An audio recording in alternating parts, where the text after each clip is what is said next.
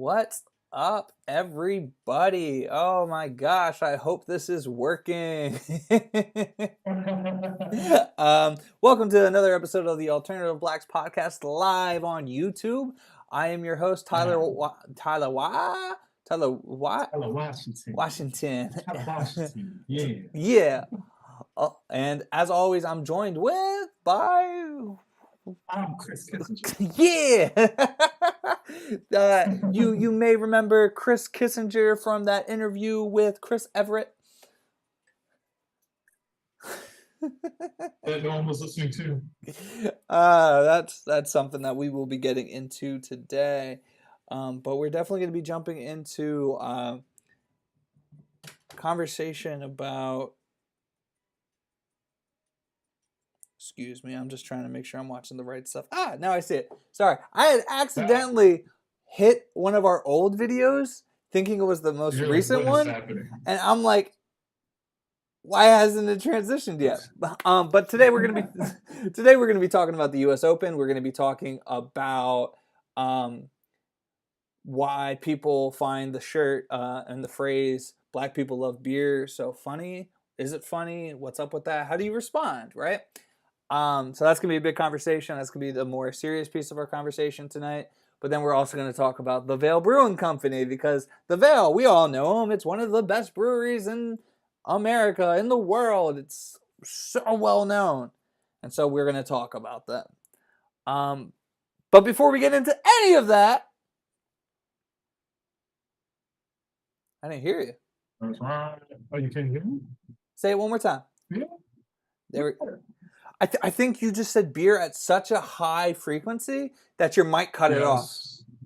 I was so excited. My shitty computer mic can only pick up, certain octaves. So it's at a certain point, it's like you need dog hearing.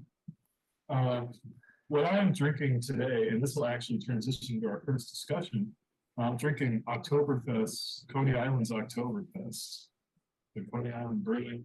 We were out there yesterday. Got some hot dogs. Hold up, Coney Island Brewery. Is that the one that has like all the like freak show like vibes going on in it, or no? Is that a different brewery? It has some of that imagery, although I wouldn't say it's like crazy freak show vibes. Okay, I couldn't remember. I'll have to. The menu.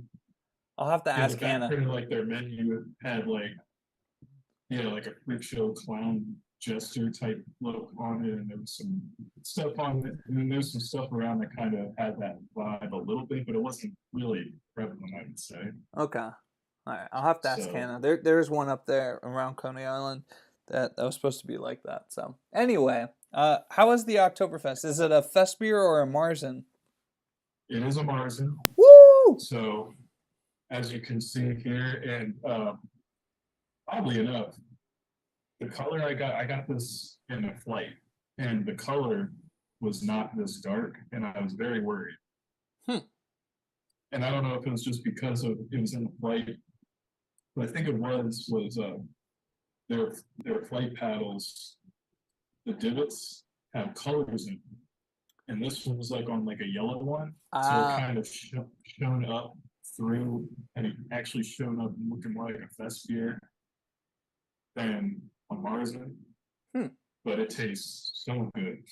This is delicious, and I was expecting it to be good because most of their stuff they do mostly lagers. They have like a standard lager, they have a pilsner, they have wheat beers, wheat ales. A wheat ale and one IPA were the only things on draft and a Scotch ale they had. Everything else was lagers. They had a California Common, which is not something that you normally see. Yeah. It's more like California Uncommon. I swear to God, you've made that joke before.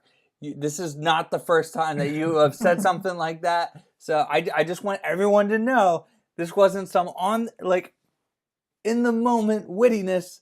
It was. No. This is in your back pocket. You're ready to always say it. I call BS on that BS call. I'm calling BS on the calling the B of BS. No, California Calm was good. The Scotch Ale was great. Also picked up a Schwartz beer from them, I love which is Schwartz. delicious. Yeah. And that might be my second beer here later on. But Coney Island Brewing, man, it's like it's connected to their baseball stadium, like the Coney Island Cyclones or whatever they are. So it's like, That's news to me. I'm yeah, sorry. yeah. I don't think it's I think it's like an unaffiliated, kind of like Lancaster or York. Yeah, but like I feel like we should have heard about it like at some point because I feel like it's Coney Island, so I feel like there should have been some sort of like, yeah, not only do you go to Island for this, but check out this unaffiliated baseball team. Like that's cool. And it's right on the beach too. That's fucking dope. Yeah, and it's right next to, so it's on the same block as Nathan. So Nathan's on the corner, and then the ball field is like the rest of the block plus like a parking lot. So all that it's like right down in there. That's cool. But I have no idea what the Coney Island Cyclones, what they affiliate themselves with. What do they stand for? But brewing, good beer, man, good beer. So definitely, think I gave it 4.5, actually. Over a 4 for sure. I can't remember right now, but check this Oktoberfest out if you're near Coney Island. Nice. So for everyone that's listening, obviously Coney Island, we're going to be transitioning into the conversation about the U.S. Open and Flushing Meadows. But before we go into that conversation, I am drinking. It's called Dime Bags. It's a triple IPA. It's 10%. Nice and light start here. But it's from Sycamore Brewing Company, which is in Charlotte, North Carolina. We didn't stop in Charlotte this time on our road trip up from Asheville, obviously. But what I like about places like Carolina, you go into the grocery store and, there's beer. Like you go anywhere and there's just beer readily available. Like, yeah, I know our grocery stores have beer, but it's no, it's not as common. Like I went into a Walmart, and I'll talk about why I was in the Walmart at the time I was. But I went into a Walmart, and I was in the back section of the Walmart, and I was like, oh, yeah, that's right. This is a thing. I could get beer. I can get champagne. I can get wine. Whoa.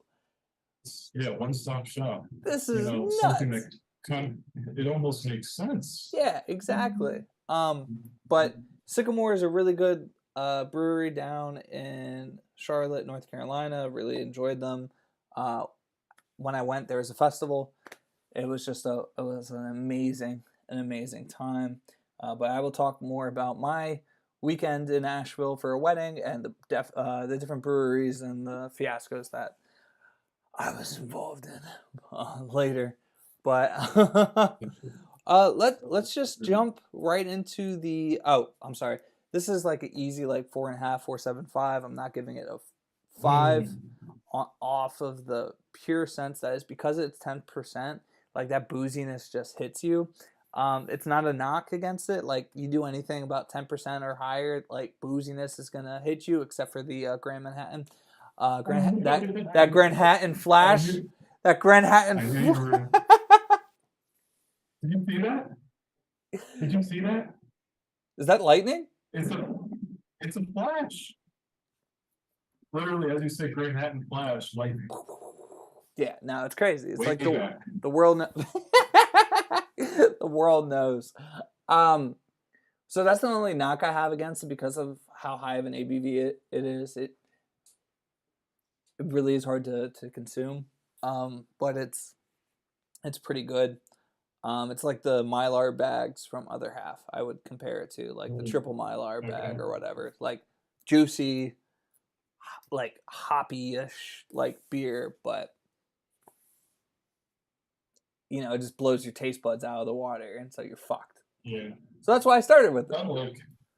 Unlike what Smarties are, which is Um, drinkable yeah. and malty. Let's transition over to the U.S. Open. Um, Again, this is something that I haven't been. I've unfortunately been unable to watch a lot of this year. Not for lack of trying. It's just I don't have anything that really gives me access to it, and in light of going out somewhere and watching it, I just haven't had a lot of opportunity. Tomorrow, technically, I have off. I'm definitely going to try to watch some recap videos. Sometimes they're good at like actually giving you a good recap of like it. Like if you go to U.S. Open on YouTube, they give you the Yeah. recap. Sometimes they don't. US Open is half decent. All I of them, think. all of them do it like that. And but I'm really interested in watching what's going to be. I think maybe the main conversation, the Blake Shelton, Francis Tiafoe match. That's something I'm really interested in rewatching. I was watching the Rublev who Medvedev match, and how it started and how it ended were two different matches. And that one I didn't get to watch the end. I saw the crash of the first set, and that one I want to talk about if you saw that. But other than that, I don't know too much. But you were there. I was there, but not that day, unfortunately. Yeah, but let's talk about it. Yeah, let's talk about it. So, first time ever at the U.S. Open, super exciting. So just First of all, take us through like walking in. Like what was that experience?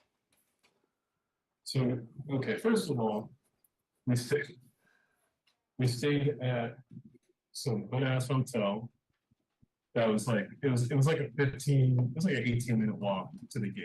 Oh Or not wow. even 18. I would say like 15-minute walk to the gate. It was like 5 minutes to the park, I was about to say like that's to the edge of the majority through park. the park. Yeah. Yeah, so we just walked in through the park, walked through everything, and what's super cool is because we came from the south, and you get the sphere, the Unisphere. So we walked in, past around and past the Unisphere, and then it kind of just you can just see it. Just kind of opens up to there's Ricker out off in the distance, and super excited. Um, we get in, we have no like it's just so there's so much going on. It's like you could go here, you could go here, you could go here. You're obviously there. We bought tickets to Ash for the AM and PM sessions. Nice. So the AM session, it's like two matches. It's like 1 o'clock and then directly after. So it was Coco's match. Coco Golf started at 1 o'clock or 1:10, and then Djokovic Taylor Fritz was right after Cool. So that. my question is, okay, so no, we're kind of into rounds here and everything like that. So you bought the tickets to the match. Could you have just walked into like a higher section just to like see it? Because like when I went on like one of the early rounds, like the later matches became like that where you had to have a ticket. But for a lot of the matches, you could actually just go in, especially with the ones that were like Ash or any other stadium. You could just like walk into like the top section. What? Yeah, so exactly. This was a quarterfinal round that we went to. That's true. All the big quarterfinal matches were all the quarterfinal singles matches were in Ash, and you had to have tickets. Tickets only. Okay, that makes sense. Tickets only. Now, if you bought a ticket for that, you got a grounds pass for the day. Yeah, which So is if you want dope. to just like if you wanted to see a particular match, and you're like, oh, I only wanted to go see Coco Gauff. She plays at 1. I will buy the seat for Ash for the morning for the afternoon session. And now I'm in the park for the rest of the day. I can't get back in for the evening session of Ash, but I can stay and enjoy the rest of the grounds, and I can watch it at the bar. I can hang out and watch other matches. There were so many other matches going on. So when we walked in, when you walk in, you have courts on either side of you, the outdoor courts, first row. There were wheelchair quarterfinals happening. The juniors tournament was underway. So all the courts were filled with and that's just you walk on. Um, Same with the grandstand court that's like off to the far left. That's just you walk in, you sit down, you watch the doubles match there in the late afternoon. Super awesome because we literally got two rows like on the second row on the back corner. So you really got to see that serve speed on the ad side. So it's really cool, yeah. And then like doubles that close, professional doubles is so fast. It is so fast. Because it's all about getting to the net, and once you're at the net, it's ding ding ding Yeah, ding ding ding. No, that's amazing. I think something that we should dive into is because I think this is how it is. I think Wimbledon is like really hard to actually get tickets for. I think you enter like a lottery system and whatnot, and I think maybe we should do some outside research and figure out what that looks like, and then figure out what does ticket culture look like for tennis versus some of the more easily accessible sports like baseball. I think is a very accessible sport to go watch. Um, yeah, and then you look at your like basketball being another semi accessible sport, but then you get to like football, and that can be expensive, right? To like go and see. So I think maybe that's what we talk about, right? The barriers of entry. I think that's a very this like is quite literally yeah that's a yeah. great I episode think idea, we could or have just a top. a really fun conversation around that. So you got in, you had that experience of walking in. The grounds are incredible because there's restaurants everywhere. There's like food stands.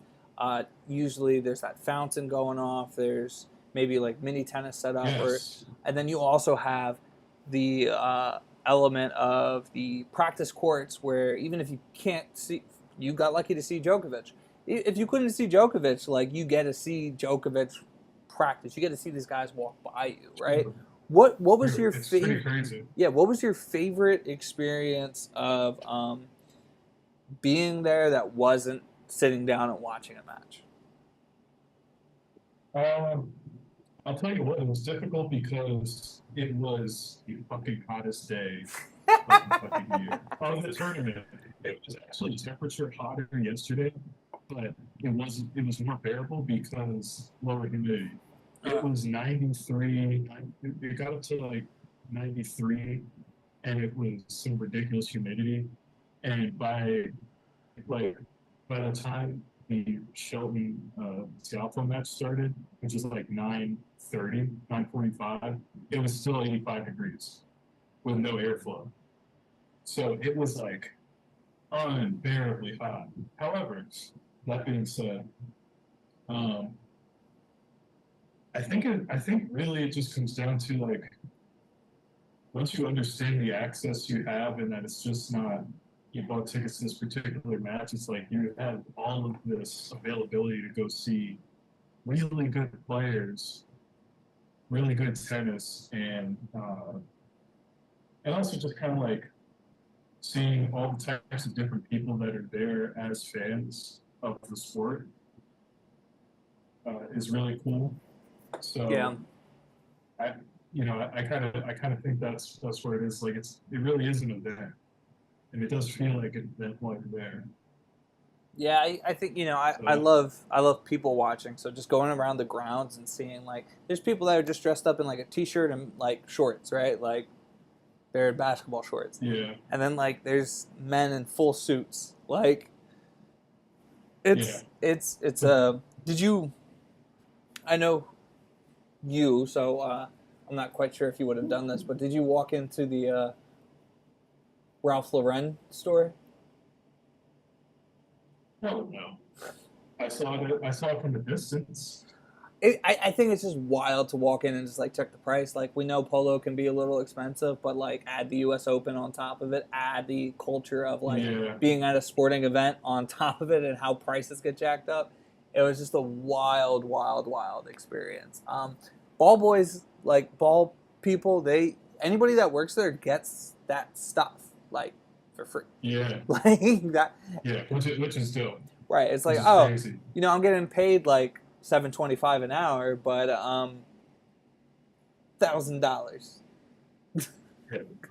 I'm stressing $1,000. I think that was another cool thing too, like going to the small courts and actually seeing all of the support staff working, like seeing the ball kids and seeing like the system that they have and all like you see how hard they work on TV, like sprinting between points, and I always wonder like I would hurt myself half the time.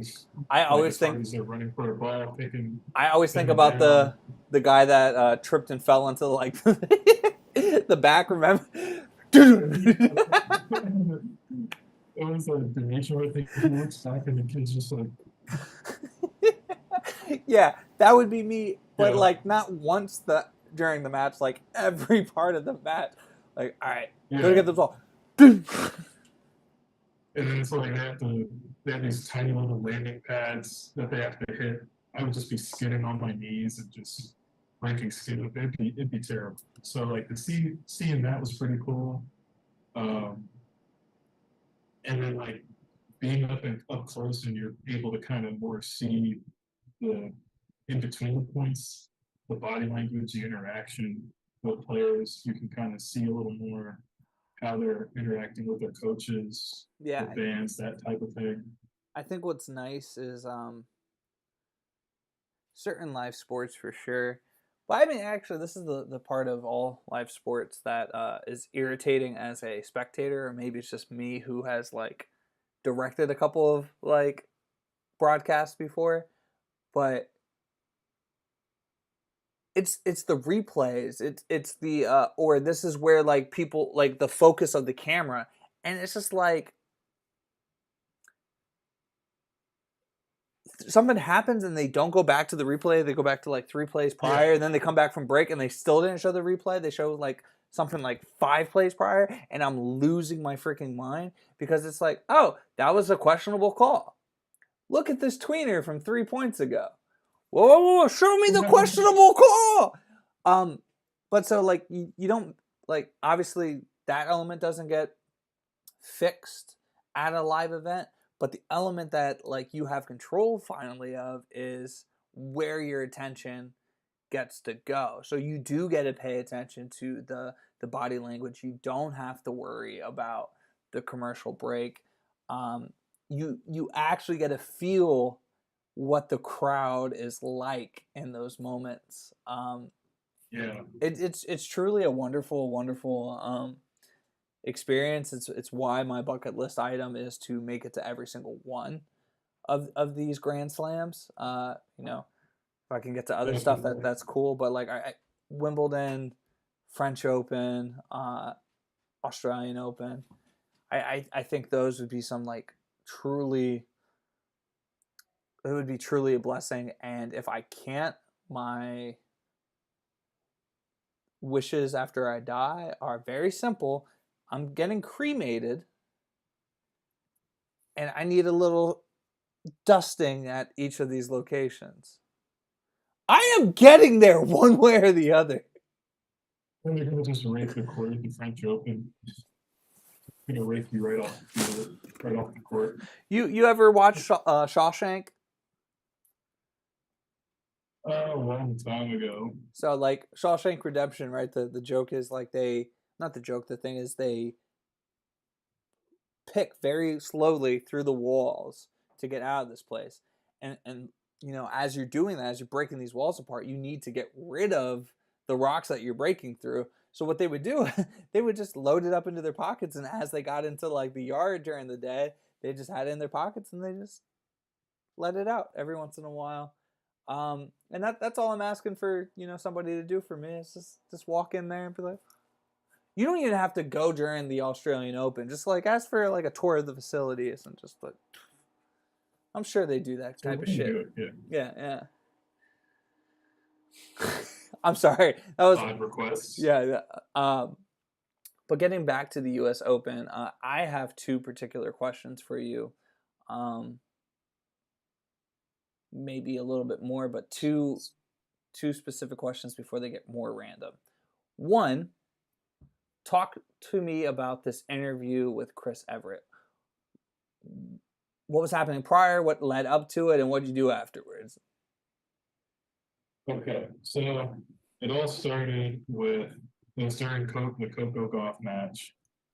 Um, Now, I don't know if you saw any of it or saw the stat line, but it was her most lopsided win ever Really? against Ostapenko. She was killing her.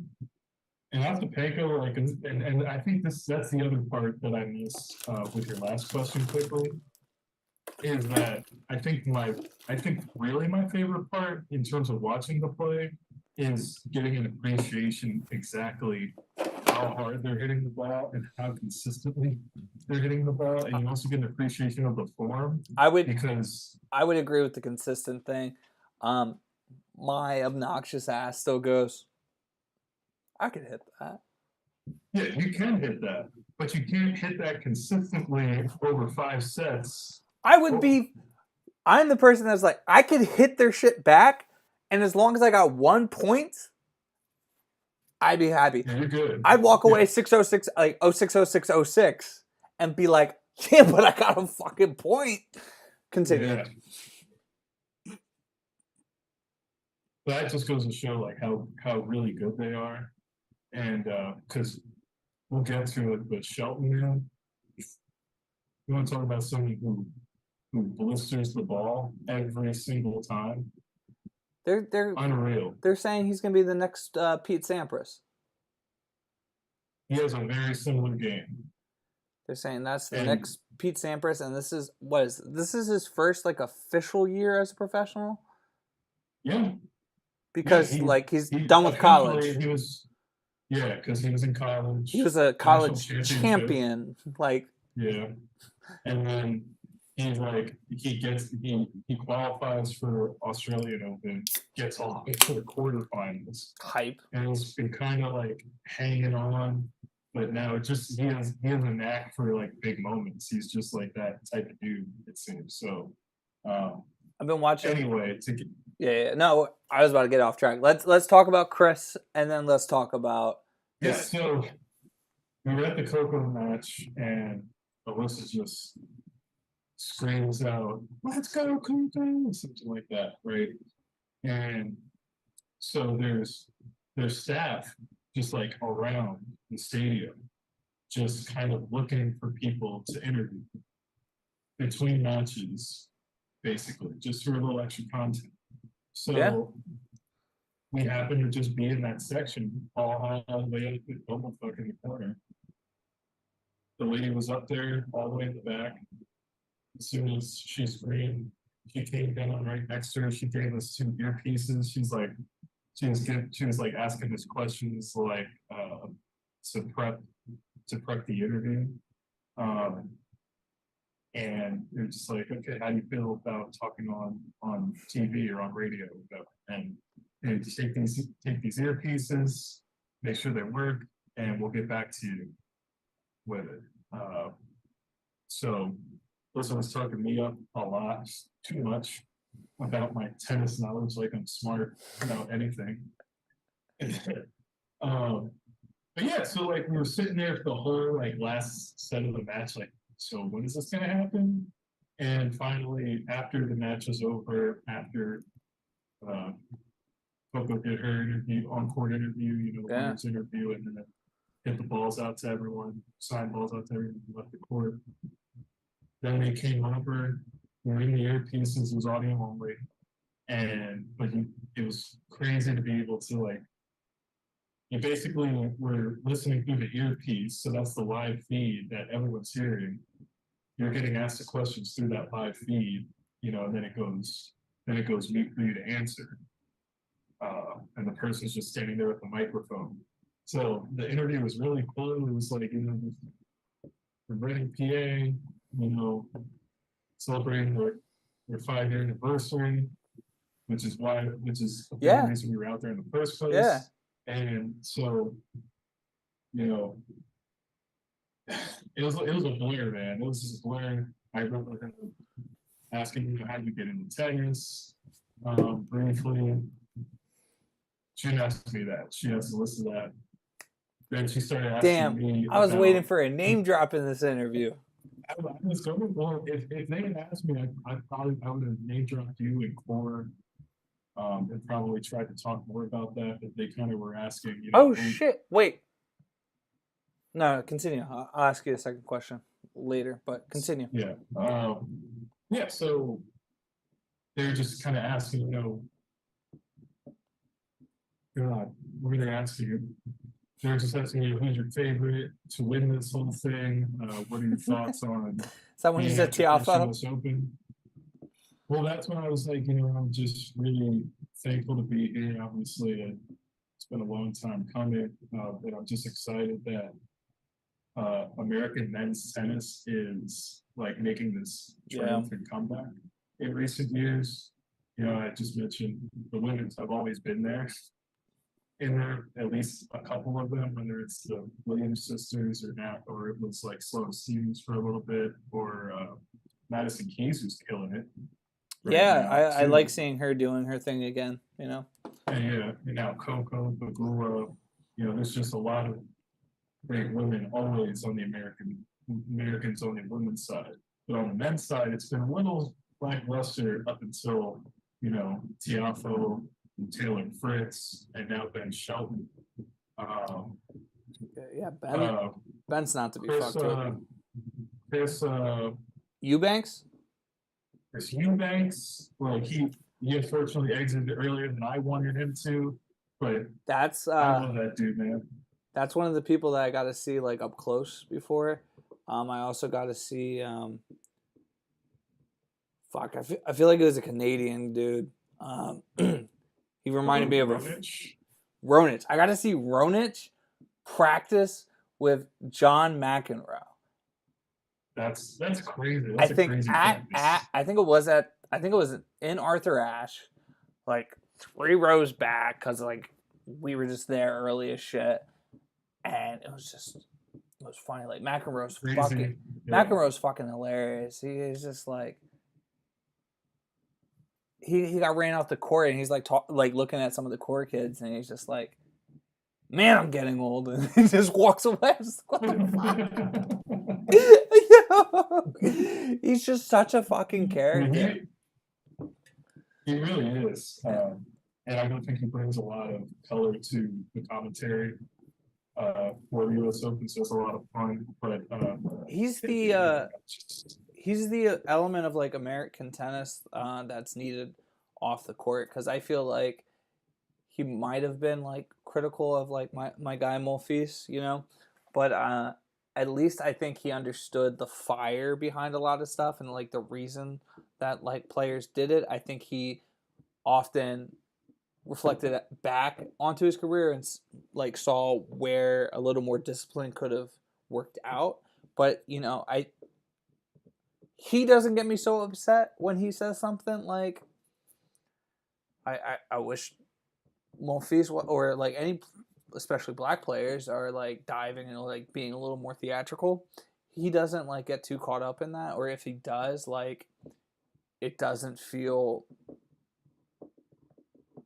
so fucked up. I don't know how to feels like an actual it feels like an actual like critique of, hey, maybe he should just pick his spots a bit better versus like he doesn't care about the game. He doesn't he's making a mockery of it. Thank you. He looks back on the experience and say, "Oh, if I would have actually focused into this element better, I would have been better and more successful." Versus just like, "Well, that's not how you play tennis."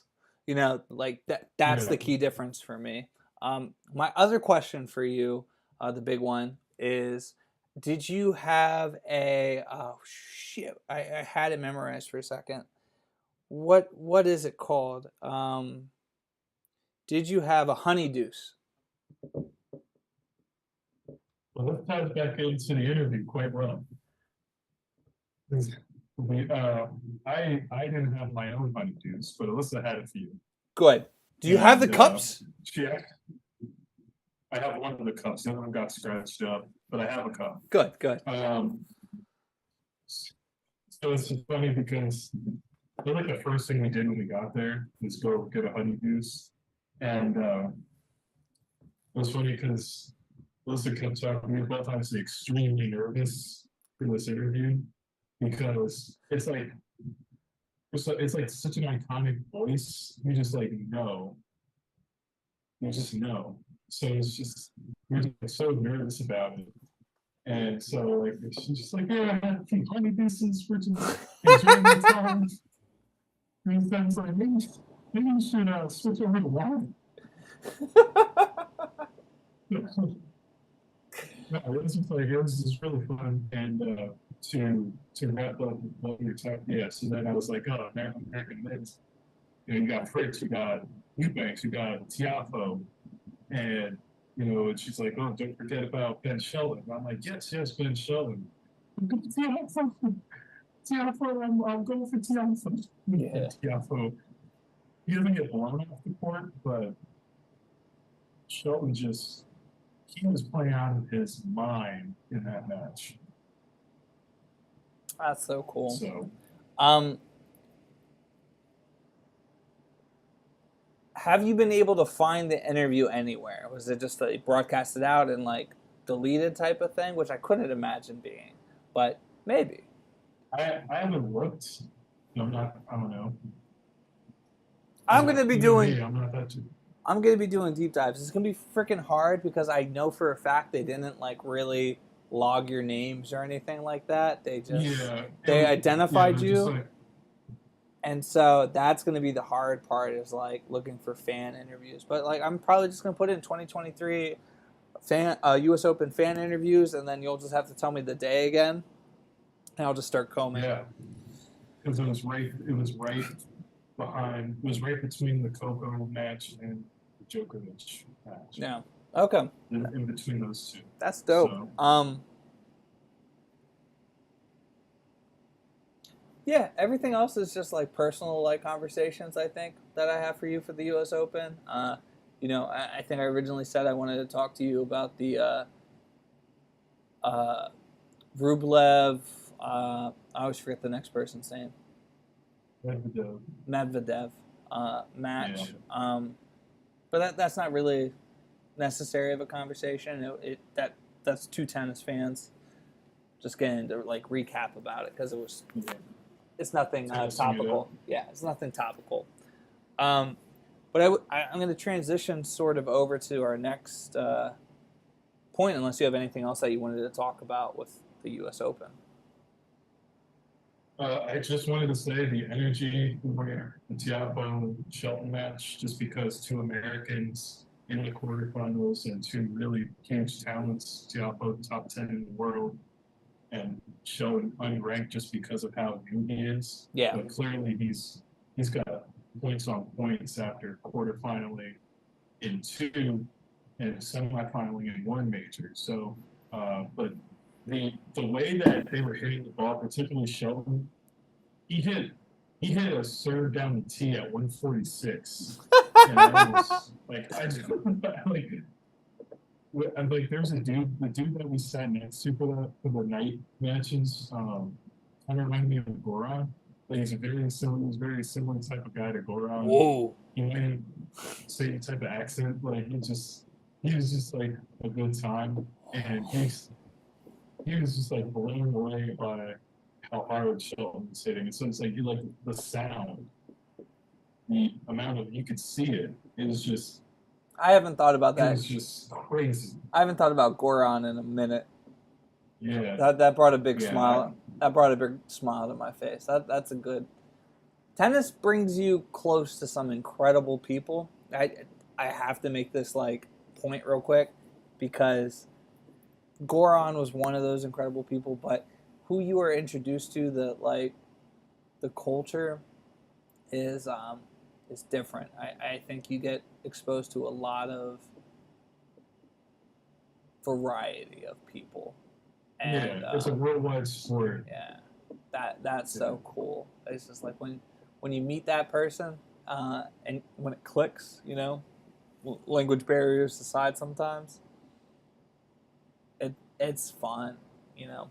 And I think it really helps with the perspective of things. You know, as a creative I talk a lot about having to challenge yourself in order to see creatively again, um, but also just view things differently. And I think that's the issue that we have with craft beer a lot is if you're so monolithic, if you're so one dimensional, and not just talking about like IPAs and shit like that, but if you're just so fucking white, um, how do you really bring a change to an industry? How do you bring a change? Because you still are only existing under, in a grand scheme, one umbrella, right?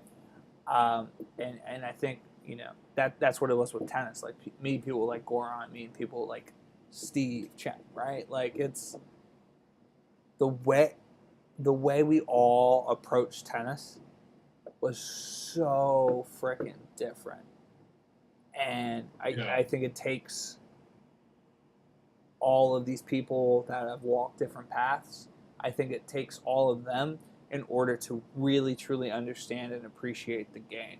And I think that's what I'm often talking about with beer is until it's more common to have all of these people that have all of these different shared experiences or not even shared experience, lived experiences.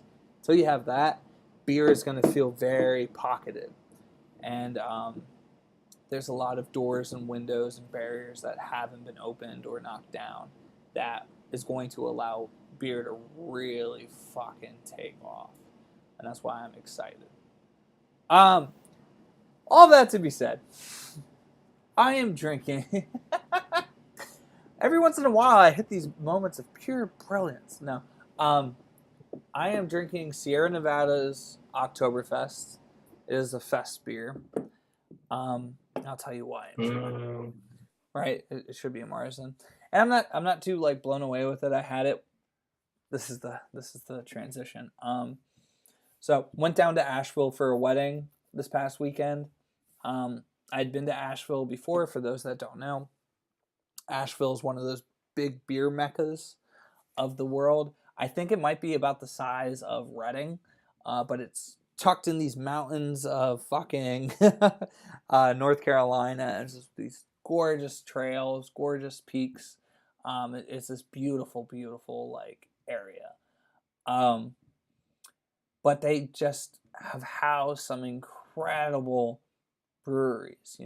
Wicked Weed is a famed one. You have Burial that's out of there. You have Green Man is apparently one of like the really well renowned ones.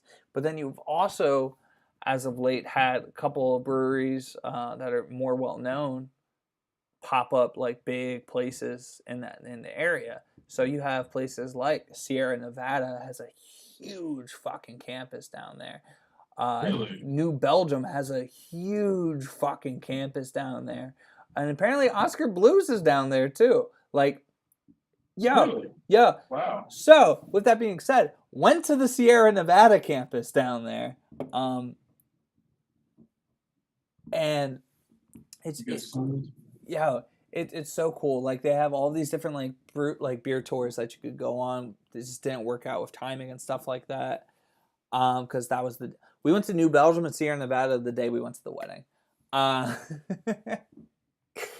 and so we just went for a couple beers. We took the dog, and it was a really cool experience. It's huge. Like you walk up, well, you drive. They have like it's near the airport, Sierra Nevada. So you drive up. You go through this like rotary, and there is the Sierra Nevada gates opened. S&N like hops all over this big gate, and then you drive like 5 minutes up this driveway at 15 miles per hour, like, and like you run into people as you're driving up because part of it is this hiking tour that you could take. So like you get this whole thing. Then you finally come back up, and there's another set of gates, and then there's the parking lot, which is massive. Solar panels everywhere. I'll send you the pictures of me in front of the place. But it's just it's this crazy big place. And then if you're gonna go to the back, you can walk. You can bypass everything. You just walk around the side, and so all of us dog owners, are going around the sides of the back. And then you get to the back there. There's a truck set up that has taps that you can pour out of. There's a back bar, there's back patio seating, and then it terraces down. There's a huge stage. There's other areas that you can go out into, like the trails and stuff like that. There's a garden that they're like growing just like flowers, but then there's just like little children's like sand pit. There's bocce ball in the back, cornhole in the back, a wine truck in the back. Like it's a massive facility. Like then inside's a restaurant with a bar, and this is where I was just kind of like, I expected just a little more out of it though. Like I'm sure, like the tastings and the tours, and like I'll send you the link. I'm actually going to share the link maybe with the page. I expected just a little bit more from the experience, but those things Okay. those things are incredible. Like the tours and stuff are incredible. It's just So what was lacking in that? Because it sounds pretty ridiculous. it's really cool as an experience, but what was lacking was I was expecting to get there and be like, for instance, I went to Guinness outside of Baltimore, and there were so many beers there that I've never seen like as an offering from Guinness. Yeah. And every like maybe like Sierra Nevada had like a rye IPA that I don't think I've ever seen before. I think they maybe had like one other beer that I think was like really particular to that place, but it wasn't like, oh, here's all these wild things that you can't get anywhere Yeah, else. even like Trogs does that. Trogs are going to Trogs, all the experimental stuff. Yeah, the Scratch series. Yeah. And so I think for me, that's where I was just like, I was hyped because I was waiting for Sierra Nevada to like show me something. And now, granted, I think they had 2 casks of stuff, like 2 like really big like kegs of stuff. Like one was a jalapeno like watermelon beer or something like that, and I forget what the other one was. But it just wasn't so like, I expected it to be more in your face, like Asheville exclusive, like type of shit, and it really wasn't. And I was like, all right, cool. But I got a Ken Grossman's book, so I'm really excited to read that. My craft beer library keeps expanding, and so I'm hoping to gain something out of all this. I mean, people love Ken, right? Like he's like one of the big pioneers of craft breweries that have been able to do it well. The question is like, even though that's not like Wicked Weed, who sold to Anheuser, it's not like Dogfish that sold to Boston Beer Company, right? And so I think I think Sierra Nevada is still them. Technically, Boston Beer Company is still them, right? But it just it leaves a weird feeling in the craft level of conversation, right? Because we often look at craft breweries as like maybe like Hidden River, I guess, something where the destination, the exclusivity, the regionality of it. But we often talk about just being able to get it to more people as well. So it's that weird. I don't know if we've hit a. I don't know if we'll ever see a perfect example of what it should look like, what craft beer truly in its purest essence is. But yeah, I would definitely go back to Sierra Nevada. I want to experience it a little more. The circumstances as to why I was there wasn't necessarily the best, but it was a good experience. We're transitioning over into this black the Black People Love Beer shirt is funny, and so I won't get into why I found myself at Sierra Nevada at the point that I did. So I'll continue the conversation if you don't mind, unless you have questions. Let's hear it.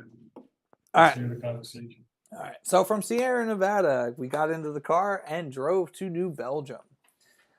New Belgium has a really cool location. It's right along the river, a river in Asheville. Beautiful spot. Parking was a bitch, but it was free because it was the weekend. Yes, it was the weekend. Um, and so we rolled up with our dog, and we're coming in, and you smell the hops everywhere, right? It's this massive facility. Like we parked near where like the production's actually being taken place, and it just smells like malts, and it's great. And we go over this little bridge, and there's like bicycles like all in the bridge and everything. It's this like cute, picturesque like moment. There's food trucks. There's different tents. There's a huge deck, and then there's this like nice inside. So we're going to. I actually went in and got the beer. I had set Hannah and Connor up at some place, but it was like really hot, and so the transition, from one spot to the other changed because Connor was being great, like no barking, no growling, like great brewery dog. So we're moving from the sun to under the shade, and this person like walks by, sees my Black People Love Beer shirt, and he goes, "Love your shirt." Just like random, red-headed, red-bearded, like white boy, Oakley's, like, bruh, like your shirt, man. I'm like, thanks. He goes, it's hilarious. It's like, and so it prompted me to make a post on our Instagram page, and I kind of was just like, this is something that I've been experiencing a lot recently, where people see the shirt and they're like, "Yo, that's funny." And I guess my question was, I said, so I need y'all help. I've had a handful of people lately tell me my Black People Love Beer shirt is funny. How should I respond next time? And so I got a couple of responses. The truth, it's not meant to be funny. It's a reminder that we are part of this community as well. Ask them what's funny about it. You should look at them with disgust or disbelief. It's funny in what way? What's funny about it? Raven responded. She goes, I didn't realize shedding light on the racial disparities in beer culture was funny. Someone said, what the fuck you mean funny, you little bitty bitch? Say it just like that.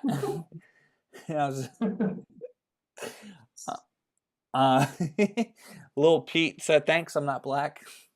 That's completely thrown off. Also, I was like, truly, all you have to say is, oh, why? In like the most endearing way. Works like a charm. Rob was like, what's funny about it? And then Garrett Oliver was like, funny how? Funny like I'm a clown? I amuse you? I make you laugh? It's funny. That was exactly what I was going to tell you to say. It's exactly that. I was, funny. Yeah, I was like, amuse you? I should just have a card with the QR code to the link of the YouTube video. And so every time someone, I love your shirt, I'm like, thanks, man. Like, it's funny. It's like, oh, here's my card. There you go. Because I don't know, you didn't witness this, or maybe you overheard it, but when we were at Barrel and Flow, the last day when we went to the coffee place, I was checking out. I got some espresso beans, right? As we were checking out, got to the counter in the back, and the woman just like looks at my shirt and just starts dying laughing. And they're like, okay. And she goes, that's a funny shirt. Blah, blah, blah, blah, blah. I'm like, all right, cool. How much? And she had made a like comment about like saying it's like, oh, it's like white people love ranch, right? Like, and so like that situation didn't get me like completely flustered, because I was just like, well, white people do love ranch, so I guess she's agreeing with the shirt in this. It's confusing either way. Yeah, but I still don't recognize what's funny. And so I think what's been interesting was my normal, like the normal reaction to me wearing that shirt is just like, love the shirt. Yes. Like even walking out of New Belgium then, this black gentleman was just like, yeah, we do. And we had a conversation. He was from Nashville, Tennessee. And so like we were just talking about beer and stuff like that. Went to get the car. We had a couple of the Grand Hattons in it. I drove back because I needed to use the bathroom, and I was like beelining it for where he was sitting. I was gonna hand him the fucking can, and he had left in that like amount of time, and I was so fucking frustrated. Um, but again, it was just such a weird interaction. And to start off the weekend, we went to a place called Park Brewing Company off of 81 in like off of like Virginia or Charlotte or something like, or Carolina. I fucking hate 81. It needs to be destroyed. In Virginia only. Virginia's the worst. Dude, it's terrible. But went there, gave them the sticker to put up. Like Levante sticker was there, so I asked them to put it next to Levante sticker just because PA, and was explaining like what my podcast was, why I should be on that wall and everything. They're, oh, that's really cool. We're gonna give you a industry discount and all this other stuff. I was like, it's not what I was saying. Thank you. Right. And so I went back, picked up one of the beers, and I gave it to them. I was like, yo, this is us. Check us out. Like, here's our beer. I hope you like it. Whatever. They gave us recommendations. But that was like the first initial like experience, was just like this community of being like, yo, because I think it's a woman-owned brewery, so they're like really about it in that sense too, where they're just like, we love that. We love to see like what you guys are like pushing for. Good luck with everything. It was just a really welcoming like beer experience. And then of course it's like that's the conversation about Sierra Nevada and New Belgium. Like I do have a picture from New Belgium where it was it had like their little mantra of what they stand for and shit like that. And I wasn't thinking about it at the time, but it's brewed for all. Brewed for all. Our principles. We are an inclusive, welcoming, and safe space for all. We value our community. We have zero tolerance for any form of harassment, sexism, racism, or homophobia. And that's what I also forgot to mention. I had just gone up to the bar to get us our beers, and there's black bartenders, right? There's like 3 of them. And the one walks by and goes, love the shirt, man. So like, I had the good experience of just being told, I love your shirt, like that's what's up. And then I walked out and I hear, love your shirt again. And I'm on that high of like, yeah. Yeah. And then the shirt too. And it's like, it's funny. And I was just like, huh. Yeah, like just suck the air out of the moment. Right. And I realized that I wasn't well equipped to like, I didn't know what my response should have been. Like I'm not a person that likes conflict. And so my first reaction isn't like, the fuck you mean by that? But it probably should be. And so the reason why I wanted to bring this up as a conversation though is here's the crux of the issue to me at least. Well within my rights, I should be able to say, what the fuck do you mean by that?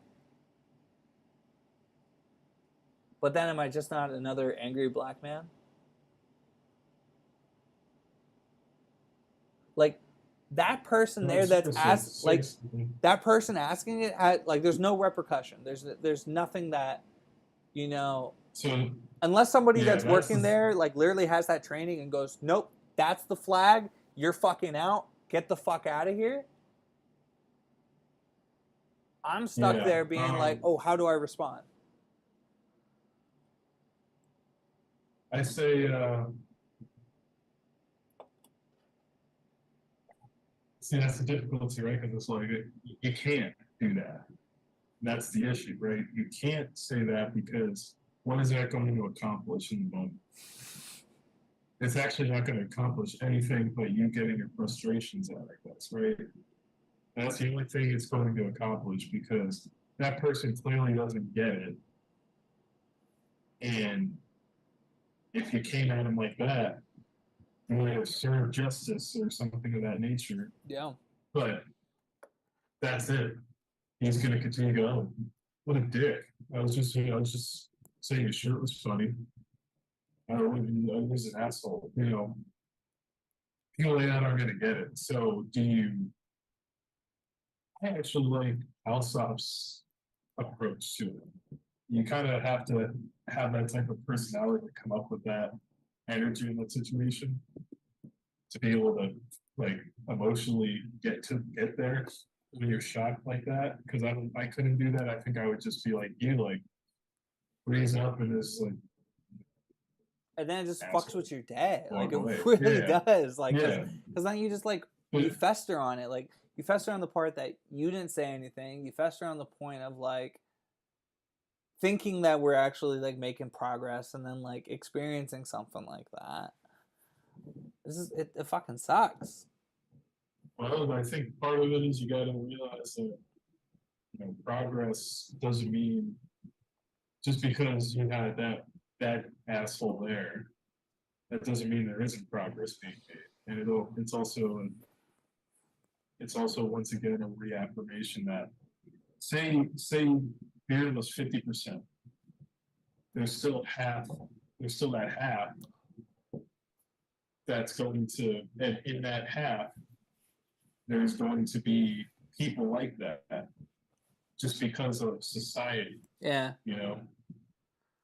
That's coming from society. That's true. His viewpoints on it aren't coming from beer. Yeah. They're not coming from beer. He probably doesn't. He's probably not a craft beer person. Yeah. He's probably just some dude who wanted to go get drunk on a Saturday. True. At a brewery. I was gonna say this even. I was like, if the market was really half, I don't know if we'd be sitting here having this conversation. I know a lot of the times we sit down and we talk about craft beer and we talk about being black in craft beer, and we're looking at some of the strides being made and the progress being made and just being like, do we have, like, is there really a point for us to have this, like, this show? And then I think, fuck, it's as much as we love this in the community that we bought into and all the positive things that exist about having this show, I think it's the ugly reality. It's us having these moments and being like, oh yeah, this is why we do this. The unfortunate elements of us walking into brewing companies where we don't feel safe and comfortable, but we're kind of like, we feel safe enough that I don't think someone's gonna fucking hit me over the head with the bottle, but like, and that we like craft beer and that we're here to consume craft beer and try, and we're gonna do like a flight, 1 or 2 beers maybe, and just be the fuck out because this is bad vibes. But yeah, I think that it's the ugly reality of why we have the show. Those rare occurrences, like I think I can compare it to the rare occurrences that you and I don't agree on something, right? And those conversations can get awkward, right? And again, us not being people of conflict, we tend to just be like, I see your point, and move on, right? And because we've had a friendship of like 2+ decades, right?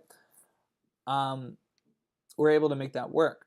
But when we're presented with those other moments of discomfort of being black in craft beer, that's where the real challenge is. That's where the real work is. And I think that's what I realized on this trip was just like, Asheville was a very white place. There was very few instances that I was having interaction with black people that weren't,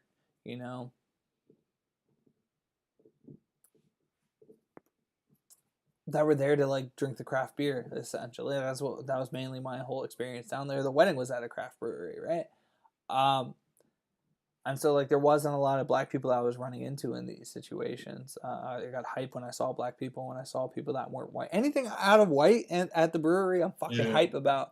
But that wasn't like the case down there. It was really the, if I had the frame of reference at that time again too, I was just like, I see why you can think that this is funny because of what we're surrounded by. But the fact remains, black people love craft beer. I was just at a festival with so many black people drinking craft beer, and they all exist. They do exist. And none of them are here. Very true. What do you think about that? Very true. And so the second part of the conversation I guess I really want to have is, fucking sucks. It's not only do we have to address it, do we have to make people aware of it, but then we also have to like present like the next step, like the resolution, the like how do you do all these things? Like how do you, again, how do we combat the people saying, oh, that shirt's funny? I got a great amount of responses, and one of the responses from Garrett fucking Oliver, a person who literally says, I don't want to have conversations about this. Like when he does interviews, he doesn't want to talk about being a black brewer because that takes away from his credentials. It takes away from what he does as being a great brewer outside of being black. But he like took, for me, it's him taking the time to actually respond to that, seeing our story and responding to it. I think that's nuts. I think that's fucking nuts. But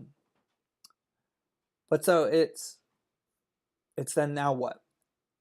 So my thing is, because the shirt I'm wearing in particular, and because that movement of that shirt was Crowns and Hops, right? Is that somebody that we reach out to and be like, hey, like this is what I'm getting? And like I know it's something that we should be able to just like have as a like a discourse or like a conversation and resolve it, or at least like bring the conversation to somebody. But like maybe we work on something else. Maybe there's a card, maybe there's the like you get the shirt. I don't even know if they sell the shirt anymore. But is there something that we all should have? Maybe it's the Black Brewing, National Black Brewers Association, like maybe it's the Black and Craft crowd. Like, is there something that like basically, maybe it's your fucking membership card, right? Like, I don't know what it is, but like, is there something that we should not all have? And it's just like, oh, you find this funny, or like, oh, like someone made the snide remark of like, oh, I didn't think black people like beer or something like that. You'd be like, hey, like just scan my card real quick. And then it just hits them with like an infographic of like, hey, these are the numbers that like you understand of like, oh, less than 1%, or like the average craft beer drinker is this, or blah, blah, blah. It's like, but now we start to, so one of those infomercial like graph things that kind of go like, but let's think about this in the other way. What if this was introduced and this population that spends historically this amount of money on things like this, this, and this actually started coming into here? What does that also, what does it do to the economy? What does it do to the job force? Like all of these things that actually could benefit from people recognizing that black people love craft beer. All these things that are, not even just the main goal of just having black people actually enjoy more out of life. And that's how I view it a lot of times. It's just like it's a simple thing that people should just be able to enjoy, and it shouldn't be this weird like, okay, 1, 2, me, all right, counting game. It should be like you walk in and like you realize that there's such a good environment, and that there's people like me, there's people that aren't like me, and that it's just it feels very safe. Like, what is that next step? Yeah. We know everyone that's infiltrated it. But now what do we do? Now that we're in here, how do we stay here like swimwear? I'm done like harping on it, but I was about to say that was a very deep question you posed, and you added the swimwear line. But I would love to get your thoughts on some of this. You know what? Honestly, I think maybe we just reach out. Why don't we just reach out and say, hey, I have this shirt, I wear it often. Whenever I can wear it to a brewery, I'm wearing it to a brewery. I love the support. I love the message behind it, obviously. But I'm getting these responses lately, and I was wondering if you've experienced this. if you have, how you handled it in the moment, and maybe we just post something like, hey, because of this, we would like to create something that is like an ease of access to just give out to people information wise, have a QR code available that just gives something like what you're talking about. And let's see what we can get going Yeah. with people. We can get all the movers and shakers in the black craft scene in on, giving a little clip of a piece of information, a part of the clip, one of those types of deals, so that so that you can visually see in this, if it's a video or something, you can visually see the diversity and the fact that there are so many people in that space. I think that could be something that's really cool, really beneficial to those people who are just ignorant and maybe would support, maybe they just haven't thought about it, and that's the people that you want to turn over, right? Those types of people, the people that actually could be swayed. Hey, oh, I didn't realize this. My ignorance is led me to not think about it or think about it this way, but I'm listening now. As Martin Luther King said, the white moderate, that jazz. Seriously. Uh, um, yeah, I mean, I have this cooler here full of beer. The next one was going to be the New Belgium. Bars. Yeah, the New Belgium conversation after the Sierra Nevada. I just didn't crush them the way that I thought I was going to crush them tonight. I was about to say, man, you were anticipating going hard. I'm going to do it in the basement so that I can't fall down anything. Exactly. And then I had Wicked Weed as part of the conversation as well, just because it was Asheville. I just had a very like southern setup down here. Did you have anything else that you particularly wanted to talk about on the Black People Love Beer conversation around that? That was the big topic. I just like you said, I think I would have reacted in the exact same way you did, and I think it's one of those things where like we wear these things out to places, and in a way we are kind of putting ourselves out there a little bit out of our comfort zone, even more so than we are going to a place, with nothing, of note, but now you add a statement that's, directly commenting or critiquing the environment that you're in. I think that's the thing to think about, right? It is something that you are putting yourself out there on a little more. And so maybe we think about it in that way and kind of mentally prepare ourselves for not the inevitable. You hope it's not the inevitable, but the worst case scenario, which is something more like what you experience. Just kind of having our wits about us that this could happen,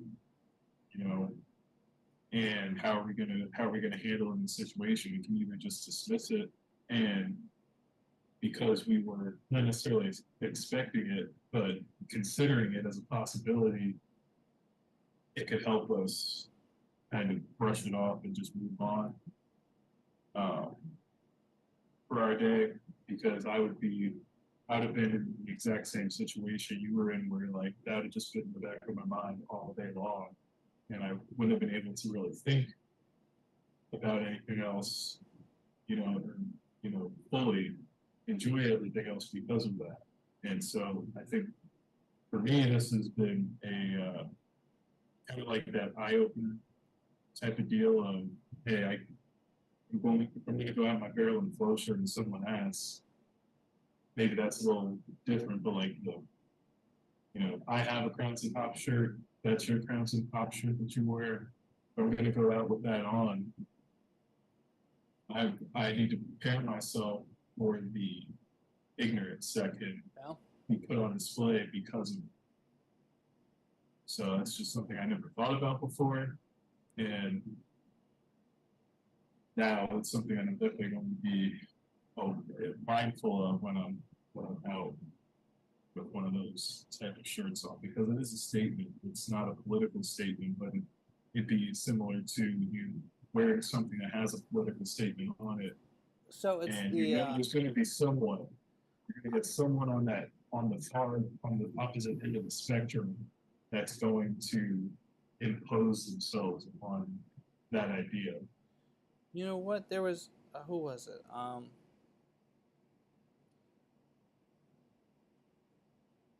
So what is this person's name? Let's see. I'm trying to go to the profile. Oh, you know what? This might have been. This dude's name is Robert, and it might have been that the home brewer that we met that first time together at Barrel and Flow. If you remember who I'm talking about, this very opinionated older gentleman. Yes. Yes, might have been him.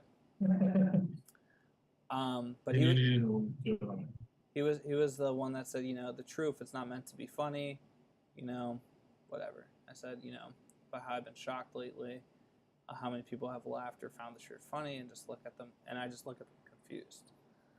And they say, anytime I've worn it at a brew fest or brewery, I get the same looks. This is always one person that is willing to say white people love beer too. I'm like, I'm sure they completely missed the point of Black Lives Matter as well.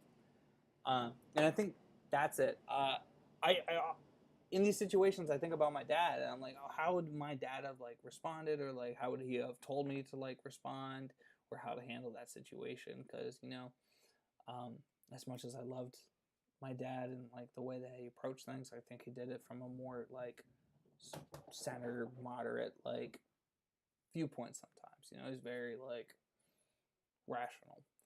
Um, at the same time, when the Black Lives Matters thing was like really popping off and everything too, but him and I were having this like back and forth, not bad, just like talking about it, about Black Lives Matter, and just like all lives matter, and just like what, like, well, if you would just add Black Lives Matter too, it would make sense. I was like, well, the two is implied, you know. Right. My shirt doesn't say white people don't like beer. Yeah. This Or statement there doesn't isn't say white only. people don't matter. What? Yeah. I say it's the people that have the defensiveness about it. They'll read that and add it only to the beginning of the statement. Yeah, What's yeah. actually It's like, implied is a two at the end, also at the end, because they're not realizing or they don't want to realize the fact that it's a critique on the fact that it appears and is apparent that they don't matter. and I So that's I think I think about this element of it as well, right? So the Black People Love Beer shirt,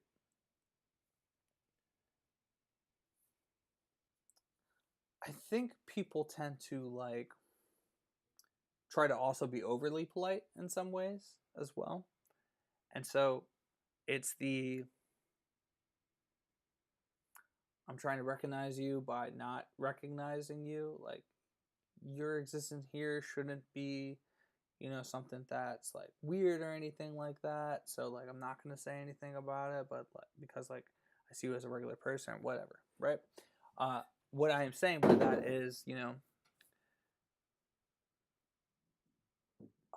I think about like the homeless situation too sometimes, right? So some people like just walk by and like don't recognize that person or like say anything to a particular it's the person. acknowledgement, And right? it literally, I have walked by somebody before, like I couldn't, like in that moment, give them anything. I didn't have to like means to like go to the ATM in that moment, like or anything. And I'm just like, hey, like I'm sorry. And they're like, no, it's fine. Have a good day. And I honestly do think it's just like because that it's still a person. Like me to walk by, like I don't see it. is just like, that's the fucked up element of it, right? So to like walk by the few black people that like you see and like really just like, that this is normal. It's just like, but it's not, and that's the issue. Like, why is this not normal? So to see me with the Black People Love Beer shirt on, like it, like the two options aren't say something as a joke towards it or just ignore it. I think it's like what the other the other two black people said to me at the brewery. One was love your shirt, the other and like mean it, and the other one was just like, yeah, we do. And it wasn't. He could have saw that and like went over and looked at his wife and goes, "I love that shirt," but he was like, "Nah, I'm gonna acknowledge you because that is the actual point." And I think that was really a cool element of it too. I was like, "All right, cool."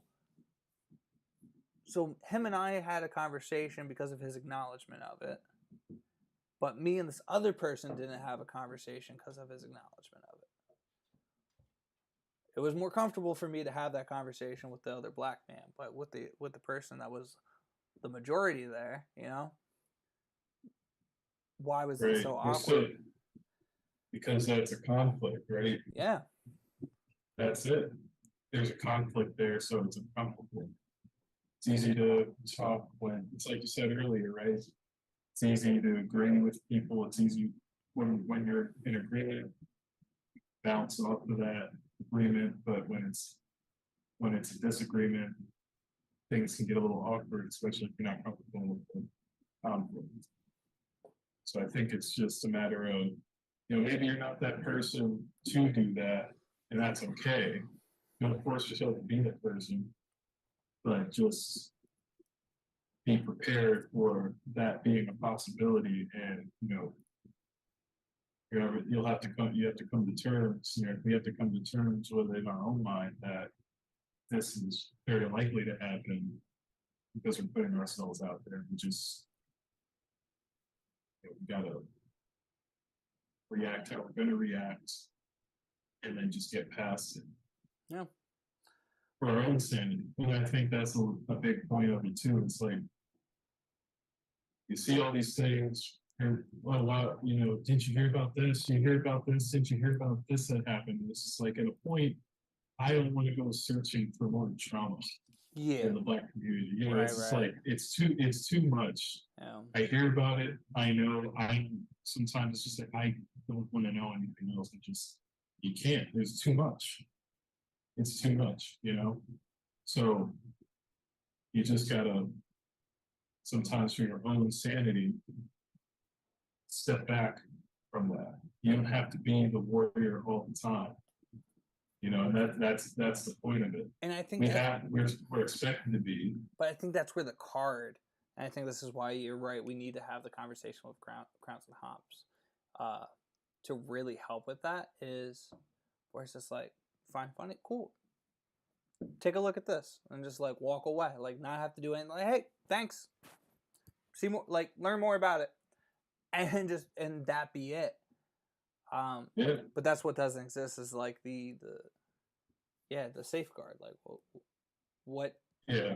what like helps you like feel like you've done not even done anything, but like makes you feel more comfortable in the sense because it's like, oh, I don't actually have to sit down and like get at this Yeah. person, but like I just get the opportunity to extend the invitation to do better. And it's Yeah. hard, and that's hard to do on your own. And I think that's where there's something You're right. that's next for There us. needs to be a literal medium Yeah. for that. Um. Maybe multiple mediums. Yeah. Sorry, media. There Yeah. should be some media about that. Um. Yes. So I'm going to transition into like how a lot of this actually came to be, where my mindset was as I crack open the Fat Tire.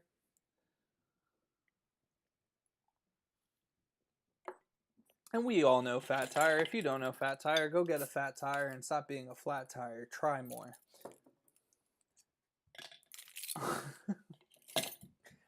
God. Amber Ale, like one of the like first ones out there, New Belgium. So Flagship. yeah, they're also like very well known for their Voodoo Ranger series now, which they did not have the action figure. They had the like beer buddies like that would like sit on the top of their like things. But I think I'm just pulling the trigger and getting the action figure because like the Voodoo Ranger action figure is so fucking I cool. love, I love the Archer-esque animated commercials I'm seeing now. Have you seen Yeah, them? yeah, they're They're so incredible. good. Like, so again, if I had to like rate Sierra Nevada or like New Belgium has one up on me. Like they just I don't know, Oh, they I do agree. something better. They just do something way better. New Um, Belgium, or the Woody Ranger series, I think, is just like it just takes them over the top. Like they recognize something. I don't know what it was, but they recognize something that like Sierra Nevada has never. Um, yeah. So on top of that, so a lot of what was happening at Asheville, we were down for a wedding. It was two people from like Lehigh getting married. Crazy enough. So the issues we have this dog. We have Connor. We have to do something with Connor. It's either we take it to her Hannah's brother, who is about to have a kid any day now. So that wasn't the option. We put him in a kennel, which I just don't think Connor's ready for. There's just he's getting so much better, but he's still not there. So the option, because originally we were looking at flights, but flights were fucking crazy expensive too. So we are just like, okay, we're just gonna drive down, and so we ended up getting this Airbnb, dog friendly. Rates were pretty good. Um, Reviews were great. We get down there, and it's like right around the corner of like the main stretch of like breweries in Asheville and stuff like that. So it's a really cool location. Pull in, no problem getting in, no problem like any of that type of stuff. We get to the spot, you know. It feels like college dormy type of like apartment esque type of thing, you know. But inside's really nice. We get there, we punch in again, no problem. Small like area like for living room. Walk into the kitchen. Kitchen's nice size. Bedroom's great. You know, bed's great. A lot of closet space. Bath leaves something like bathroom leaves something to be desired. But we're like, looks great, cool. You know, we got down there at whatever time of night, so we're just looking for food. Like, all right, cool. Uh, Leave Connor, put up like one of like the blink cameras just to like check on him. He's a little barky when we first leave, but he chills out on the couch. We had Bob's Burgers on. We left. He was fine. Um, so we go out, we hit the breweries, we have a great time, you know, just drinking, having fun, get some like barbecue, whatever. Go home. I wake up at like 4 in the morning, thirsty, gotta pee. Get up, go use the bathroom. I had filled up the water container and put it in the like they had a Brita. I put it in the fridge, and I also had like brought some like sparkling waters because I really like that. So I go to open the fridge and I like see something move and I like flinch, but like I've been known to like also have like I've had I wake up and like I see things, right? Like that like sleep paralysis shit. And a lot of times that's like I see bugs and stuff like that. So like I had to like calm myself down because I'm like I'm still like in between like sleep and like being awake. Then I open up the fridge and there goes a cockroach. And I'm just like, okay, a lot of people living here, blah, blah, blah, blah, blah. A cockroach isn't the worst thing. So I put my flashlight on and I find another oh, one. Then I find another one. And then another one. And so like Hannah's sleeping, Connor's sleeping, and I'm just like trying to like, all right, cool. So I'm like, let me go into the living room and like just group myself, like really assess the situation, like calm down and like figure out what to do here. It's 4 in the fucking morning. So like let me fucking think this through. Turn on the light. And it wasn't like shit went scattering or anything like that. And the living room's calm. All right, cool, cool, cool. I'm looking down at the like carpet that's there, like this like little area rug. and there's these tiny specks moving Oh no. on the rug. And at that point, because the light's on, Hannah also had woken up because she was thirsty. She comes out. I'm like, I don't know if we can do this. And so, like, showing her, like, the shit that I killed already, the shit that's on the rug, I'm like, I don't know about this. Like, what are you thinking? Because, like, I'm trying not to be, like, too dramatic about it, but, like, in my mind, it's like, there's no fucking way. Because we had to spend another night. And I was just like, and again, when we were there, nothing was happening. Like, during the day, it literally, if I did not wake up in the middle of the night, I would have never noticed anything. Because it's clean. It was a clean spot. But I'm like, all right. We're roll up the rug, put it to the side real quick, you know, like just trying to really assess the issue, and then I go into the bedroom, turn the light on, look at the headboard, and a cockroach flies across the headboard. I'm like, nope. So we pack our shit up, we get in the car, and fucking Walmart doesn't open until like 6, and it's like at this point it's like 5:30, and it's just like, all right, cool. So finally found the fucking Walmart. You know, I go in at Walmart at that point, and forget what the fuck I even like picked up. Like a bottle of water, some headache medicine, a toothbrush, like, because I thought I forgot mine, but I didn't. But that's when I found out that I was like, oh my god, there's beer in here, and that's when, okay, so in the South, because let's be clear here, there's only like 1 or 2 Bojangles that exist in PA. There's one, but they're and it's the only one like above the Mason no, Dixon. but I think like Quakertown or something's getting one. Well, I don't have it yet. Well, but anyway, there's like in the South, Bojangles are plentiful. Up here, it's like East Side, right?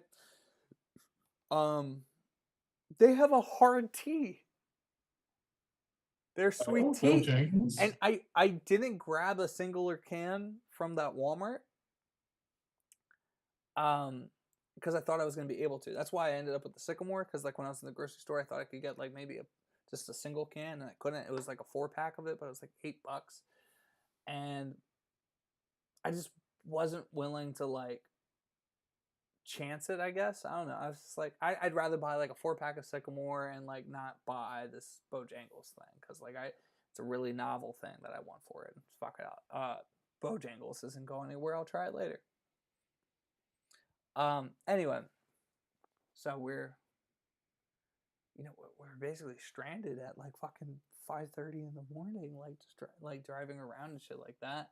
So 6 hits, we go to Walmart. It dawns on me. I'm like, oh, sunrise is usually around 7 o'clock.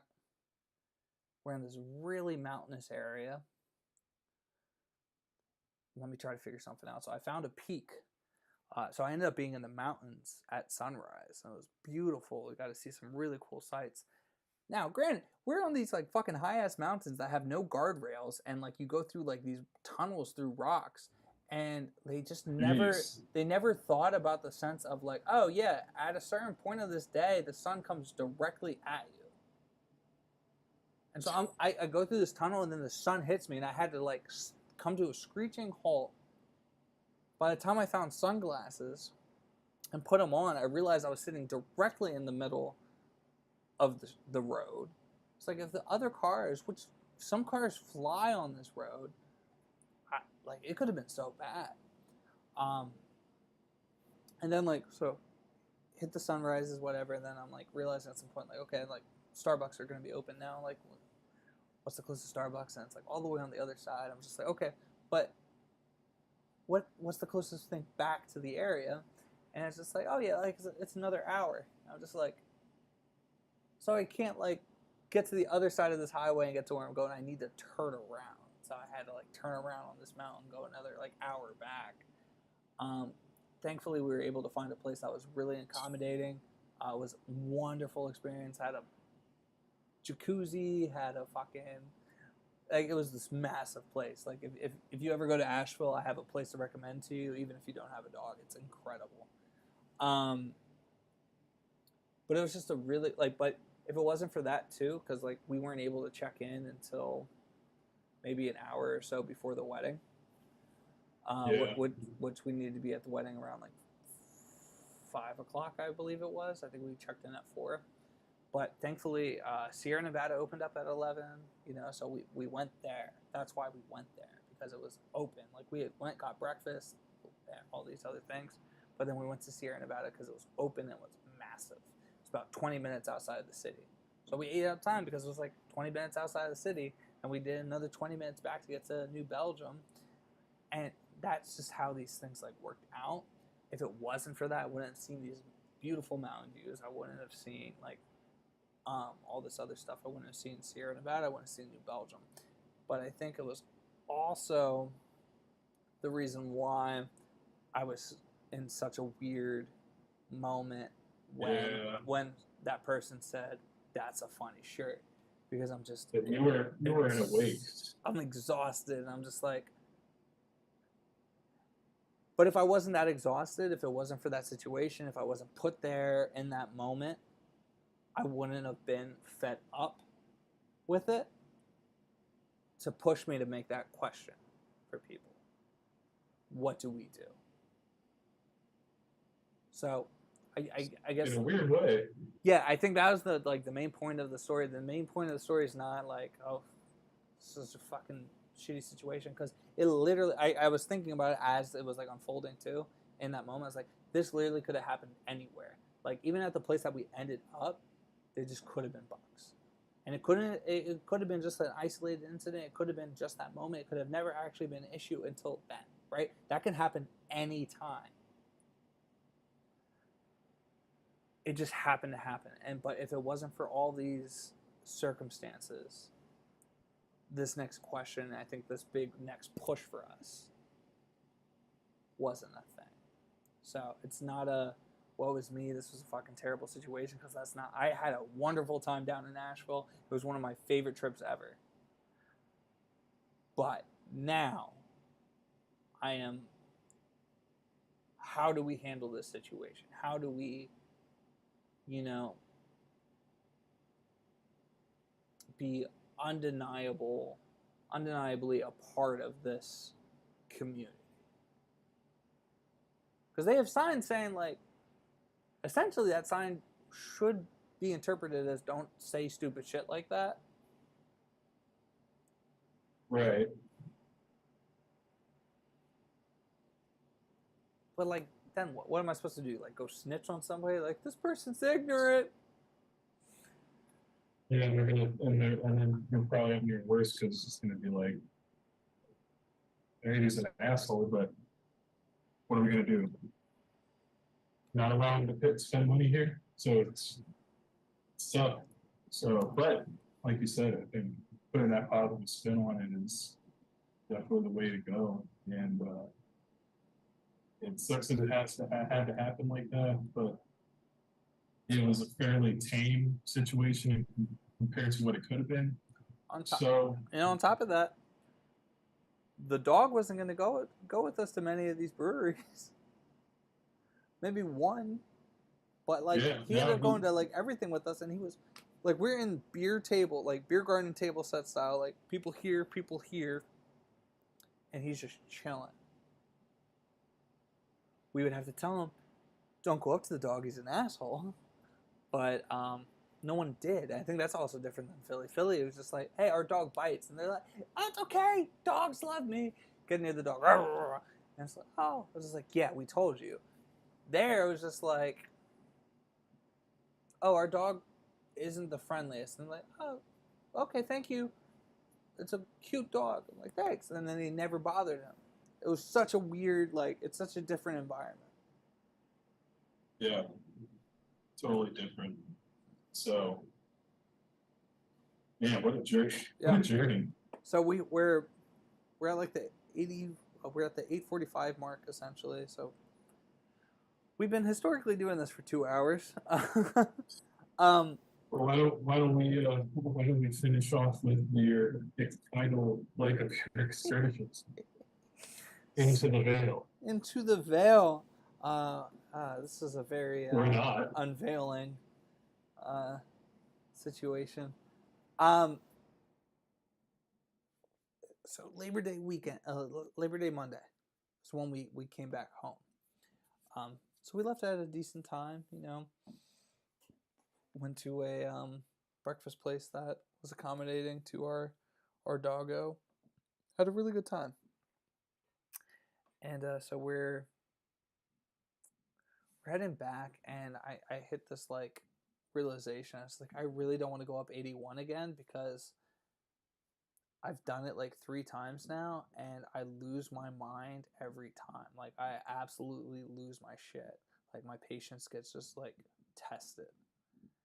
And the reason we ended up at the One Brewery Parkway right off of 81 was because like something led to me almost crashing the car, and I lost my everlasting shit and just had to pull off. So I'm like, I'm avoiding 81. There's no freaking way I'm going up this. And it's like, if it's between 9 hours and 40 minutes or 10 hours and 20 minutes, I will take the 10 hours. And we ended up going the other way, which passed us by Richmond. And I was like, hold up. If we're going by Richmond, Well, we might as well. We might as well. And I think the answer was just like not an option. But the Veil was open. Said it was open. So I'm like, all right, let me go check. If any of these places are going to be closed, they would have said so already. So go on the pages, nothing's posted, blah, blah, blah, blah, blah. I'm like, bet they're going to be open. Cool. It's going to be like 5 hours to get to this place. Let's do this. So I'm driving, I have a good time. About like an hour and a half out, I realized, I'm like, oh shit. Harry should live somewhere here. Maybe not Richmond, but maybe. So that's when I hit you up. When I actually texted him, I had his number. He lived like an hour and a half away. So like when I texted him, I was actually probably really close to him. He didn't get to me until much later, and so it just didn't work out. Because again, I had some of our beer in the trunk. I was gonna give him some of the beer. I'll be sending him. I got one marked off for him. Yeah, but it just would have been cool to meet up with him. It just didn't work out. So we roll up. Time we get there. Also on the way, I'm just like, Hannah, where's Arthur Ashe from? Look that up real quick. It's Richmond. And so drove out. I knew that I was like pretty sure like the statue of him got like taken down at the family's request, and that is true.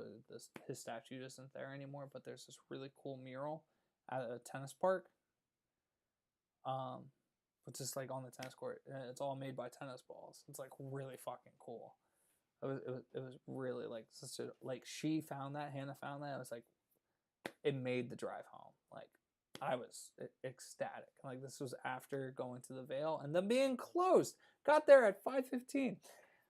They had special hours. I think they were open from like 9 to 5 maybe, 12 to 5 maybe, and yeah.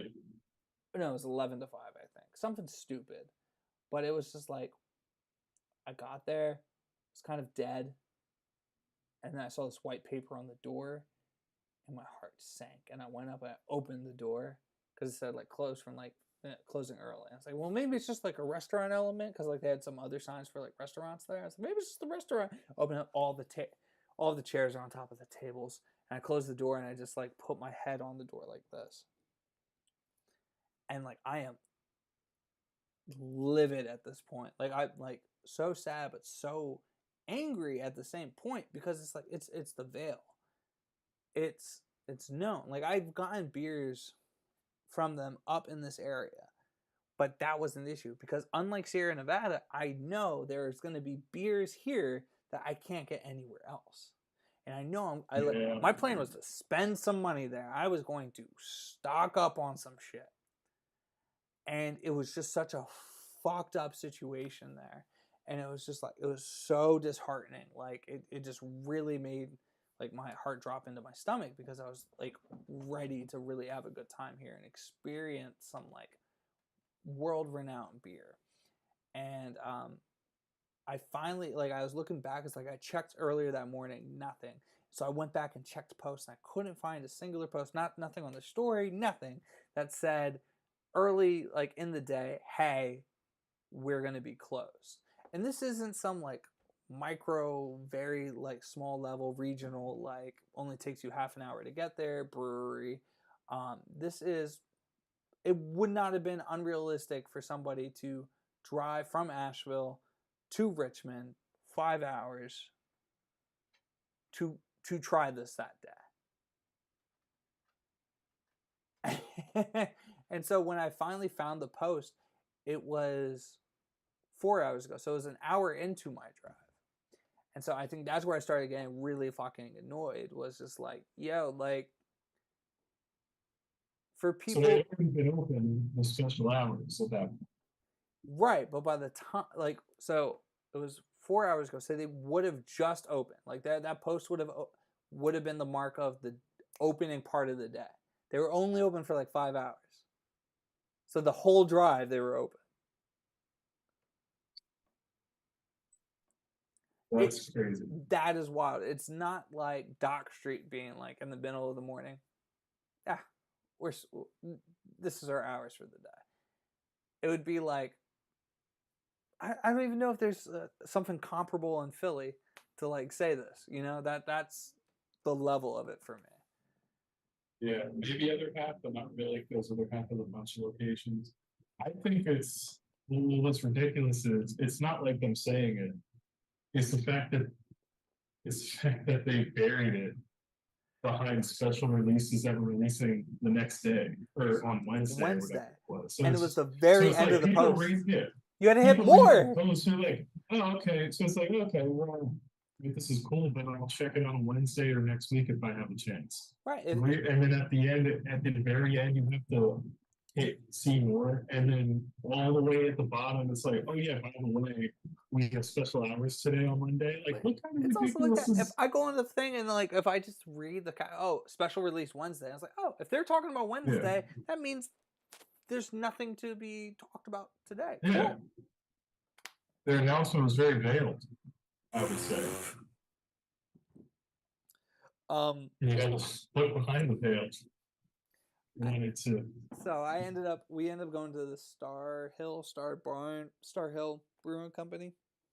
I've had one of their IPAs before, but they ended up being actually really great experience. Huge place, dog friendly outside on the patio, food truck, but they have a lager that they do that's just basically it's like the Love Lager or something like that. But every month they choose a different like place to, like every pint they give $1 towards an organization. Usually during Pride, it goes to like a LGBTQ plus like thing and everything like that. And again, I think because of the experience I had at like New Belgium and everything, it sparked something else within me too. Because then like it was the first time that I saw, you know, they had like Love is Love or Love is for All or whatever, you know. Because again, it's Virginia, so Virginia's for lovers, right? Like they're playing off of this, and like I'm looking at the shirt and I'm just like, you know what?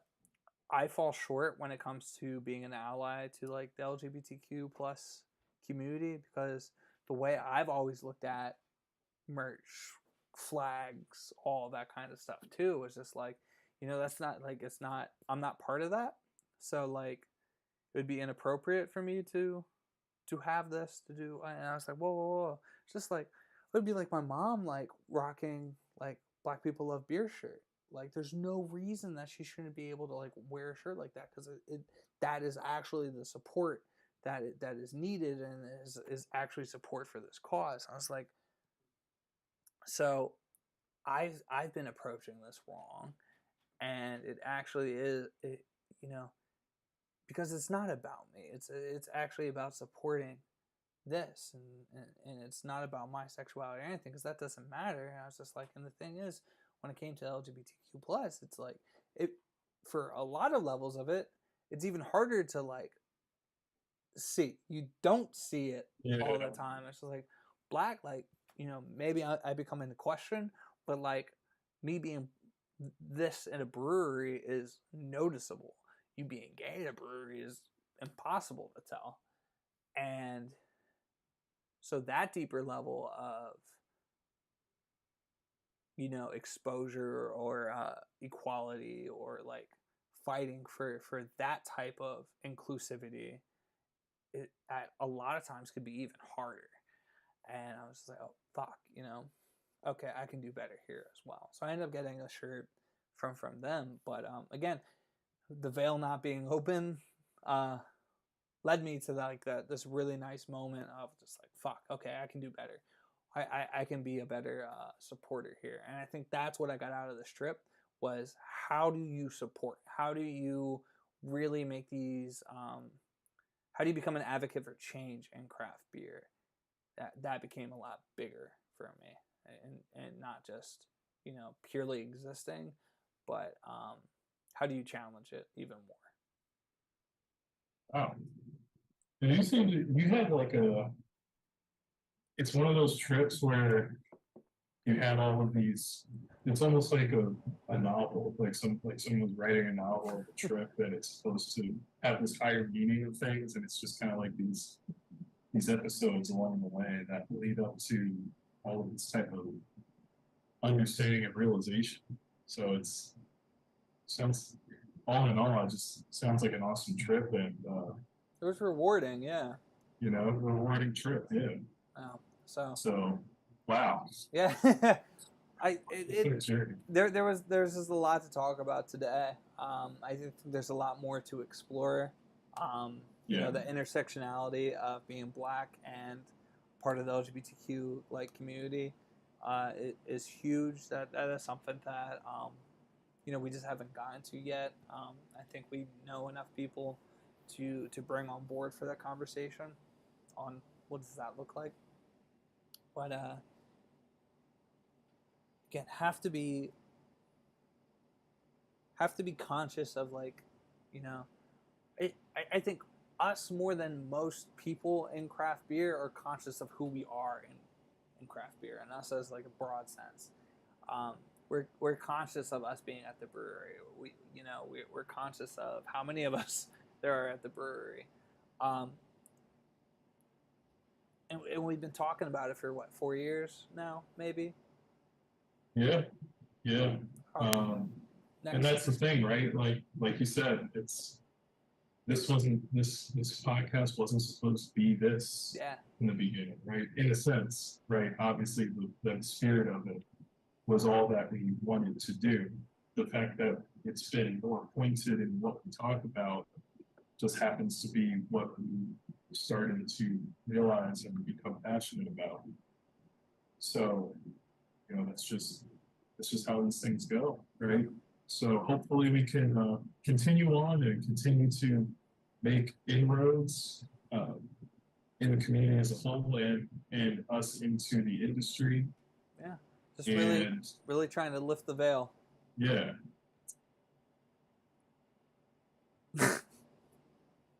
Okay, on that note. No, honestly, yeah. Thank you as always for having this conversation with me. I'm glad that you had an amazing experience at the U.S. Open. It is one of my favorite things that I've gotten to experience sport wise. Um, yeah, but as always, these conversations with you are very therapeutic. They help me much more than just the conversations that we're just having, but like being able to get a lot off of our chest and to like really explore it in a deeper way. I would say the joke about podcasts is always like, oh, it's just like two buddies that get together and like just talk, and like, oh, people should listen to us talk. But I think a lot of times, unfortunately, the stereotype and the stigma with men is not to talk about thoughts, feelings, emotions. And I think this is actually a very healthy thing that we do here. And I would encourage anybody that does listen or does get a like whiff of this, you know, just because so many things exist already doesn't mean that you shouldn't do it. And even if it doesn't, if it's not successful in the terms of like generating money or like getting all these views and growing viral, I think just having a platform for you to talk is probably the best thing that you could do. Yeah, I agree. You know, a lot of this is more, it's obviously for us more so than anything else. Why else do you start a podcast, right? As two no-name people. Yeah, I don't know. it is You for us get in a interviewed sense, by you know? like Chris Everett. Like you're on your way. Well, yeah, back in the day, Chris Everett didn't even know who I was. Now, I'm on a national radio voice. That had absolutely nothing to do with podcasts, but it happened. It happened. That's cool, man. So yeah, you know, we've prevailed, if you will. Yeah. Shut up. All right, guys. Thank you for tuning in, and until next time. Peace.